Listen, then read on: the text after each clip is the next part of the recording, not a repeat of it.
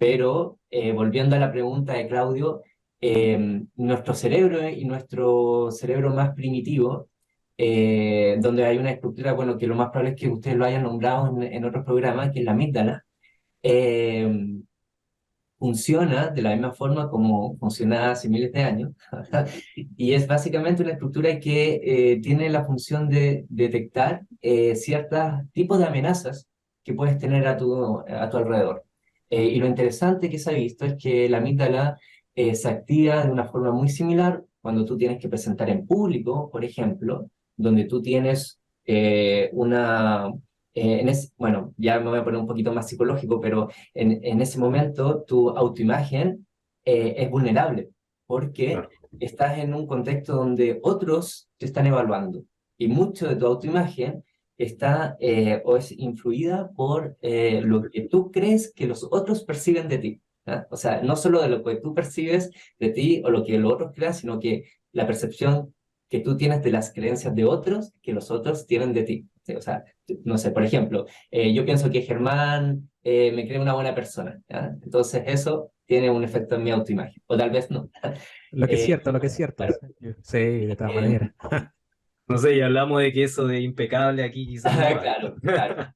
Y esto es lo interesante, y por eso nombro esto del cerebro social, porque en esos momentos donde tú te sientes evaluado por un otro, al final, como seres sociales, es de vital importancia ser aceptados en un grupo, ¿ya? Y se dice o se explica que este objetivo que nosotros como que constantemente estamos teniendo es porque mucha de nuestra historia nosotros vivimos en otro contexto totalmente a lo que vivimos ahora. Básicamente vivíamos en cuevas donde el 90% estábamos cagados de hambre y tratando de ver qué comíamos, ¿ya? Y donde ser rechazado en un grupo era casi sinónimo de muerte. O sea, si a ti te aislaban socialmente, eras más susceptible a ser devorado por un depredador o otro grupo de humanos te podría matar, por ejemplo. O sea, básicamente la soledad era sinónimo de muerte. Y ese cerebro de nuestros familiares más lejanos, ese cerebro es casi igual al que tenemos nosotros. O sea, entonces también esta percepción de no ser aceptado o ser criticado por un grupo, para nosotros es una situación amenazante. Y es por eso que muchas de las personas que tal vez nos puedan escuchar, esto de que se sientan nerviosos cuando tengan que presentar en público, o que se les seque la boca, o que sientan que su corazón late más rápido, ¿ya? O que estén temblorosos, se les olviden las cosas que tienen que presentar, es básicamente la amígdala diciéndoles, oye, ten cuidado, estamos en una situación tal vez de peligro, donde tú puedes ser rechazado o aceptado por un grupo, ¿ya? Es tu cerebro más primitivo hablando. Y de esto depende nuestra vida o nuestra muerte. Claro, Mira, exactamente. me quiero sumar a tus palabras porque en el fondo, para ponerlo como perspectiva, o sea, ¿cuánto tiene el Sapiens? O sea, el Sapiens moderno, 300.000 años. La, de esos 300.000 años, habremos pasado ¿cuánto? 250.000 recolectando cositas, cazando cositas. De esos 50.000 en formar sociedades y civilizaciones, unos 40.000. En realidad hemos estado unos 10.000 años con grandes civilizaciones y en la civilización como la conocemos, con los avances que hemos tenido, ¿cuántos son? 200, 300 años. Y claro, o sea, el tiempo a escala evolutiva es muy, muy pequeño para que nuestros sistemas se vayan ajustando a una realidad que es diferente. Claro, nuestro sistema sigue reaccionando de que, oye, voy a presentar, pero ¿por qué siento que me van a echar de la cueva? Claro, sí. Así es, po, así es. Yo creo que no tenemos o nosotros mismos que estudiamos esto, no tenemos una visión como más global, como tú dices, como a escala evolutiva, de cómo nuestro cerebro, que ha pasado miles de años en otro tipo de contexto, con otros tipos de situaciones, se enfrenta a esto a una gran ciudad, a la selva de cemento, donde tú estás apretado en el metro, por ejemplo, por varias horas. ¿Ya? Y ustedes pueden decir, oye, estoy en el metro, me siento incómodo, estoy sudando, no sé por qué, estoy medio urgido. Bueno, ahí es también tu amígdala hablando, porque se ha visto que también esto de la limitación de movimiento, ¿ya? Es también una señal de peligro. Esto dice en la hora peak, cuando tú estás en el metro en la hora peak y te sientes como medio urgido, no sabes por qué. Porque Eh, acá en Santiago es como todo el tiempo. Exactamente. Entonces, tu amígdala también está ahí dándote señales. Oye, no me puedo mover. O, bueno, en realidad tu cuerpo no se puede mover. Tal vez estamos en un peligro, ¿ya? ¿Y por qué les digo esto? Porque para mí sería lo ideal que todo lo que estamos hablando acá también se tenga en cuenta en políticas públicas, porque tú tienes a 1 millón de personas andando en metro en la mañana y en la noche con esta limitación de movimiento en el horario peak, y eso tú le estás dando señales a tu cerebro, estoy en peligro. Entonces, esto de la salud mental y cómo en las grandes ciudades también se ha visto que hay una relación entre peor salud mental y grandes poblaciones o grandes centros urbanos, puede estar relacionado con que tu cerebro, que es un cerebro que está más adaptado a otro tipo de situaciones, ¿ya? Detecte un ambiente más amenazante en estas grandes ciudades. Y uno no lo toma en cuenta, porque piensa que en realidad tu cerebro funciona como ha funcionado con nuestra tecnología, con los computadores y todo esto, pero en realidad tu cerebro está adaptado para otro tipo de ambiente. Entonces, yo creo que todavía no sabemos cómo eso puede afectar realmente tu salud mental, ¿ya? Y los niveles de estrés en realidad que estás experimentando cotidianamente. Eh, bueno, entonces, de alguna forma ya podríamos decir que tenemos la misma fisiología que teníamos hace 100.000 años, 200.000 años, etcétera, para responder al estrés. Ha cambiado nuestras condiciones de vida, ¿cierto? Pero no ha cambiado nuestro sistema nervioso y por lo tanto utilizamos los mismos mecanismos que antes utilizábamos para escapar de un león ahí en, no sé, en la sabana, no sé dónde, o en el bosque, escapar de un depredador y subir a un árbol. Ocupamos exactamente los mismos mecanismos hoy día para ir a la universidad a hacer un examen, ¿cierto? Exacto. Y obviamente eso todavía estamos en un proceso de adaptación, todavía como seres que viven en la modernidad, no lo sabemos todavía enfrentar bien. Ahora, tú hablaste de la amígdala, ¿cierto? La amígdala, para quienes no escuchan, son estructuras muy pequeñitas que tienen forma de almendra Exactamente. eh, y que tenemos una en cada lado y procesan ciertas emociones. Tienen que ver con el procesamiento emocional, fundamentalmente con el miedo, la ansiedad y también No, no son las con de la acá. agresión. No, eso es importante decirlo, porque Claro, a se veces está la en el gente se cuello. confunde. Sí, Sí, están en el cerebro, por acá Sí, hacen... miren, o sea, yo claro. siempre digo que por alguna razón los biólogos dijeron, oye, ¿sabéis que mira, tenemos toda estructura acá, ¿por qué no les ponemos el mismo nombre si al final nadie se va a confundir?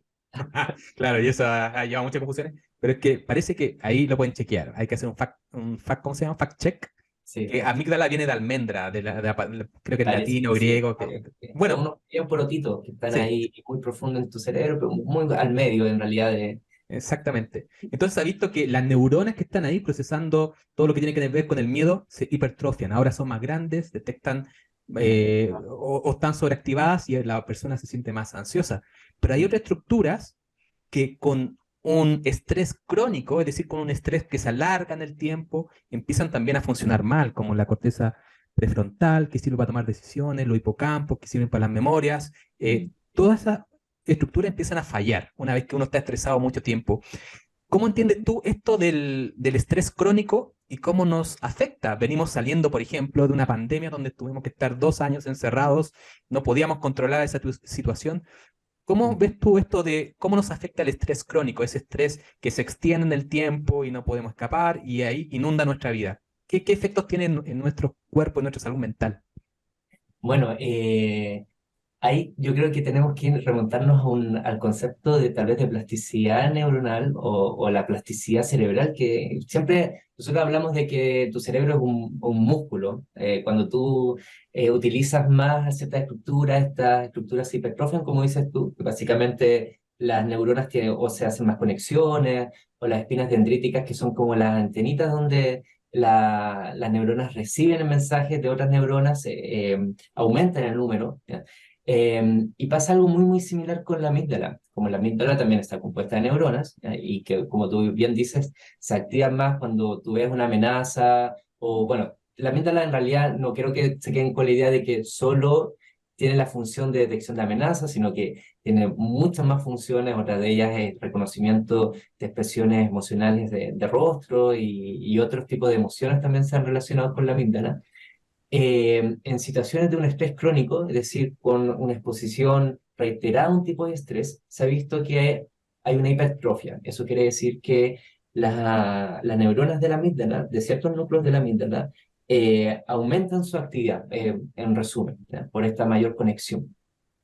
Y eso produce de que esto de tu cerebro un poco como Juego de Tronos, o sea, tú tienes como diferentes casas y todas están peleando como por el poder.